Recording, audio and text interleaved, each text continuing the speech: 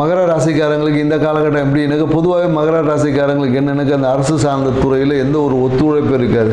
நீங்கள் ஒரு கம்பெனியில் இருக்குன்னா அந்த கம்பெனி ஓனரோடைய ஒத்துழைப்பு அது உங்களுக்கும் இவங்களுக்கும் ஏதோ ஒரு பிரச்சனைகள் இருக்கும். ஏன்னா அதிகப்படியான பிரச்சனைகளை வேலை சார்ந்த விஷயத்தில் பிரச்சனைகளை அனுபவிக்கக்கூடிய பதில் இந்த மகர ராசி தான்.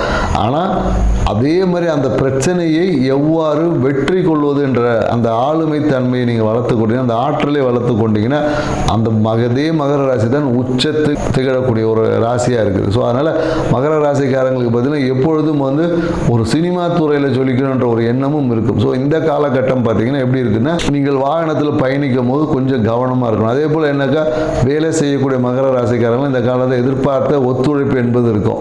இந்த காலத்தில் திடீர்னு பார்த்தீங்கன்னா கம்பெனியோட ஓனரோ இல்லை நீங்கள் வேலை செய்யக்கூடிய நிறுவனமோ இல்லை ஏதோ ஒரு அரசியல் சார்ந்த விஷயத்தில் இருக்கிறவங்களுக்கு பார்த்தீங்கன்னா அந்த தலைமையிலேருந்து ஒரு நெருக்கடிகள் வந்துக்கிட்டே இருக்கும். தலைமை சார்ந்த விஷயத்தில் ஒரு நெருக்கடிகள் வரும், ஒரு அழுத்தம் இருக்கும். ஸோ அதனால் என்னென்னாக்கா ஃப்ரீயாக இந்த காலகட்டத்தில் இருக்க முடியாது. ஏதோ ஒரு நெருக்கடியை கொஞ்சம் சமாளிச்சுட்டு அந்த நெருக்கடிக்கு அப்புறம் ஒரு லாபம் கிடைக்கும்.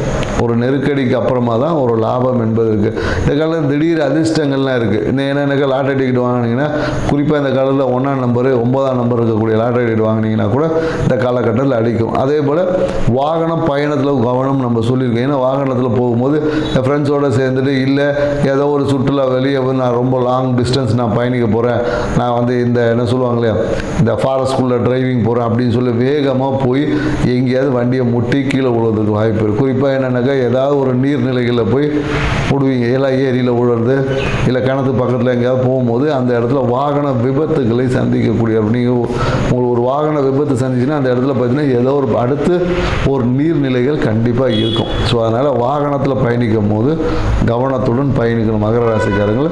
ஏன்னா அதன் மூலயமாக ஏன்னா ஃப்ரெண்ட்ஸோடு ஹாப்பியாக போகும்போது தான் இந்த நிகழ்வு நடக்கும். ஸோ வாகனத்தில் போகும்போது மிகுந்த எச்சரிக்கை. நன்றி.